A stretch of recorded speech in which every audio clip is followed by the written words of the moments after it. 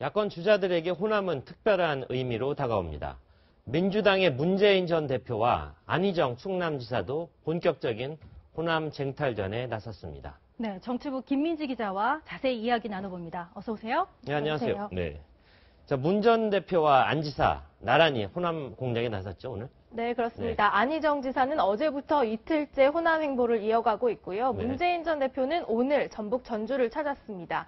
호남 민심을 향해서 다부진 포부를 두 사람 다 밝혔는데요. 한번 들어보시죠. 네. 전북도민 여러분, 정권 교체 자신 있으십니까? 그 정권 교체 대열의 맨 앞에 저 문재인이 서도 괜찮겠습니까? 우리 전북도민들의 기대에 결코 어긋나지 않겠습니다. 다시는 우리 전북도민들을 실망시키지 않겠습니다. 저의 출발지는 또한 이 광주 정신이기도 합니다. 저는 같은 정서입니다. 그러니까 저는 별로 식구라는 생각, 손님이라는 생각 자체가 없습니다, 저한테.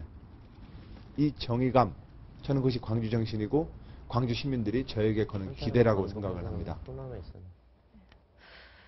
네, 김 기자, 이 두 유력 주자의 호남구에 정말 뜨거운 것 같은데 호남에 이렇게 공을 들이는 이유 뭘까요? 네, 두 주자 모두 사실은 호남 출신은 아닙니다. 네. 하지만 호남에 이렇게 공을 들인 이유를 설명드리기 위해서 표를 하나 준비했는데요. 네. 함께 보시면서 말씀드릴게요. 네. 역대 대선에서 호남 민심은 특정 후보에게 80~90% 절대적 지지를 보여왔습니다. 네. 특히 15대 대선 당시 김대중 후보, 16대 노무현 후보에게는 90%가 넘는 지지를 보였고요. 네. 바로 대통령 당선까지 이어졌는데요. 네. 호남은 전통적으로 될 사람에게 몰표를 주는 전략적 투표 행태를 보여왔습니다. 네. 야권의 대선 주자들이 호남 민심을 잡으려고 노력할 수밖에 없는 상황이 된 거죠.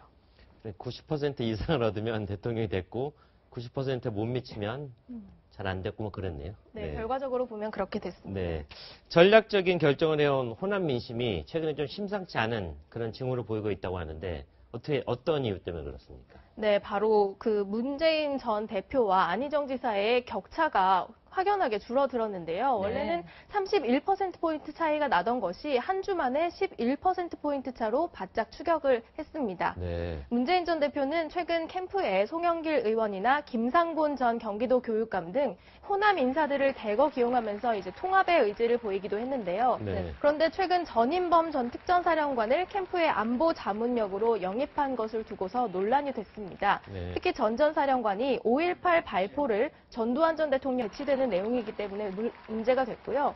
또 전 전 사령관이 결국에는 이제 사과를 하고 미국으로 돌아갔지만 문 전 대표에게는 부담으로 작용할 수밖에 없게 됐습니다. 네. 근데 문 전 대표 입장에서는 이 호남 지지율 잡을만 하면 자꾸 이렇게 빠지고 그래서 지금 빠진 이 지지율 안 지사가 가져갔다 이렇게 볼 수 있을까요? 네, 이번 여론조사 결과에서요 좀 눈여겨볼게요. 민주당 지지층의 변화입니다.